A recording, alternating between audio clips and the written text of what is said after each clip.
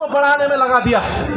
और इसीलिए ये जरूरी है कि ये देश सिर्फ किसी 2 और 4 पूंजीपतियों का देश नहीं है, किसी अडानी और अंबानी की जागीर नहीं है। ये देश इस देश के मेहनतकश लोगों का देश है और ये उन लोगों का देश है जिन्होंने इस देश को बनाया है, जो इसकी बुनियाद में है, जो सुबह से लेकर शाम तक अपने खून पसीने की कमाई करते हैं और शाम को जाकर के अपने घर में अपना पेट भरते हैं। यह उन लोगों का देश है। और अगर सही मायने में हमें उस सपने को पूरा करना है जो हमारे पुरखों ने संविधान को बनाते समय देखा था, तो हमारे लिए ये जरूरी है कि हमारी ये जो सरकार है, जो फासिस्ट कम्युनल कास्ट सरकार है, इसे हमें उखाड़ फेंकना होगा। बहुत बहुत शुक्रिया। इंकलाब जिंदाबाद। जय भीम। फूल जोहार। सभी साथियों और मंच पे उपस्थित भाकपा माले के महासचिव दीपंकर जी भट्टाचार्य और मंच पे उपस्थित सभी साथियों को क्रांतिकारी लाल सलाम। साथियों, रोजगार के मुद्दे पे आज आयोजित इस यूथ पार्लियामेंट में विभिन्न राज्य के सभी साथियों ने महाराष्ट्र में भी रोजगार के सवाल पे कोई अलग परिस्थिति महाराष्ट्र, जो आज इस यूथ पार्लियामेंट के जरिए हम यहाँ मोदी जी को कहने आए हैं। महाराष्ट्र में लगभग 2.5 लाख से लगातार सिर्फ घोषणाएं कर रहे हैं कि सरकार के विभिन्न विभाग में ये भर्ती की जाएंगी, लेकिन अभी तक कोई भी सरकारी भर्ती महाराष्ट्र में शुरू नहीं की गई। एक बाजू में यूथ जल्द से जल्द ये रिक्त पद भरे जाए ये मांग कर रहा है, तो दूसरे बाजू में महाराष्ट्र सरकार ने अभी 3 महीने पहले एक सर्कुलर निकाला और उसमें कहा कि 9 प्राइवेट कंपनियों को कॉन्ट्रैक्ट दिया गया और जो सरकारी शासकीय पोस्ट है 73 पोस्ट, जिसमें टीचर है, क्लार्क है, तहसील के पद है, जितने भी शासकीय सरकारी पद थे वो सब कॉन्ट्रैक्ट कर दिए। और ये कॉन्ट्रैक्ट के पद ये 9 कंपनियां इंटरव्यू लेके महाराष्ट्र में भरेंगी, जिस 9 कंपनी से 3 कंपनियां ब्लैक लिस्टेड है।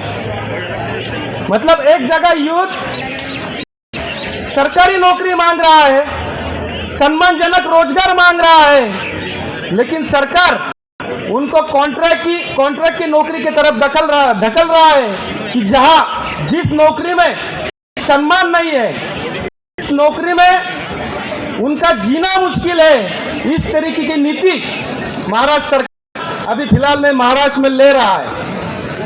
जो भी पोस्टेज है वो सब आउटसोर्सिंग के द्वारा भरने की कोशिश महाराष्ट्र सरकार कर रही है और उसके खिलाफ एक बड़ा संघर्ष भी महाराष्ट्र में हुआ है कि इस जो 73 पोस्ट जो कॉन्ट्रैक्ट कर रही है वो सरकारी रहे। इसलिए एक आंदोलन महाराष्ट्र में हो रहा है। पिछले कुछ महीनों में सरकार, केंद्र सरकार और सरकार की जो अलग अलग स्कीम होती है उसमें कंप्यूटर टीचर भरे जाते हैं। 5-5 साल के लिए सरकार कंप्यूटर टीचर भरते। प्राइवेट कंपनी को ठेका देता है, कंपनियां सरकारी में लैब खोलती है, 5 साल के लिए टीचर भरती है, लाखों करोड़ रुपए कंपनियों को दिए जाते हैं, 7 हजारों में को वहां काम देते हैं सरकार। वो सब टीचर जो कई हजारों में 8,000 लोग महाराष्ट्र में थे कार्यरत, सरकार की ओर से उनको रोजगार मुहैया किया गया। उनकी लिस्ट में उनका है कि इनको रोजगार दिया गया है, लेकिन असल में 5 साल के बाद सभी ये अभी घर पे है जो है जिसमें लाखों रुपए खर्ची किए वो बंद पड़ी हुई है और कंपनी से कमा के चली गई है। मतलब रोजगार की जो स्थिति है 5-5 सालों की जो आत्मा में 11-11 महीनों के करार में सरकारी हर हिस्से में अभी आई है। कुछ ये कंपनियां के बजाय भरे जा रहे पद है, जो पोस्ट भरी जा रही है, उसमें यूथ को कुछ भी सम्मान महाराष्ट्र में अभी फिलहाल में नहीं मिल रहा है। इस मुद्दे को लेके आज हम यहाँ बोलने आए हैं कि आप सम्मानजनक रोजगार हमें दीजिए। सम्मानजनक रोजगार हमें क्यों दे सकते, इस सवाल का जवाब दीजिए। अगर जवाब नहीं देते हैं तो आप जवाब 2024 में ये यूथ महाराष्ट्र का और देश का निश्चित करेगा कि इस 24 को भी आपको इस केंद्रीय सत्ता से आपको हद्दपार किया जाएगा, उखाड़ के फेंक दिया जाएगा। ये कहने के लिए महाराष्ट्र से और पूरे देश से आज का यूथ यहाँ पे आया हुआ है। मनरेगा का सवाल है, केंद्र की मनरेगा की राज्य के हमारे महाराष्ट्र की भी मनरेगा है। लाखों रुपए से टैक्स करिए, मनरेगा महाराष्ट्र को मिलता है, लेकिन उस पैसे का कोई उपयोग यूथ के लिए नहीं है। ना ग्रामीण भाग में जो यूथ है उनको भी नहीं होता है। शहर में तो ये योजना अभी तक उन्होंने लागू ही नहीं की। शहर में भी एम्प्लॉयमेंट रोजगार हमें एम्प्लॉयमेंट देनी चाहिए, शहर में भी रोजगार हमें योजना लागू होनी चाहिए, और ग्रामीण भाग में भी जो ग्रामीण युवक है उनके लिए भी रहेगा कि और रोजगार की हमी सरकार ने देनी चाहिए। ये भी एक मांग हम यहाँ लेके आए। एक बड़ा क्षेत्र महाराष्ट्र में था टीचरों वाला, जिसमें बड़ी तैयारी करके टीचर बनने की कोशिश करता था।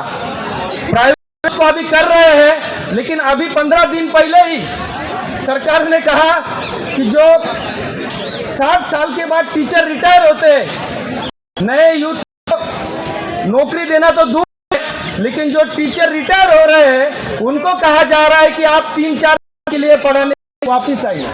जो रिटायर हुए टीचर है उनको लाया जा रहा है, और जो काम मांग रहे हैं, काम मांगने के लिए काम जूझ रहे हैं, उनको घर पे बिठाया जा रहा है।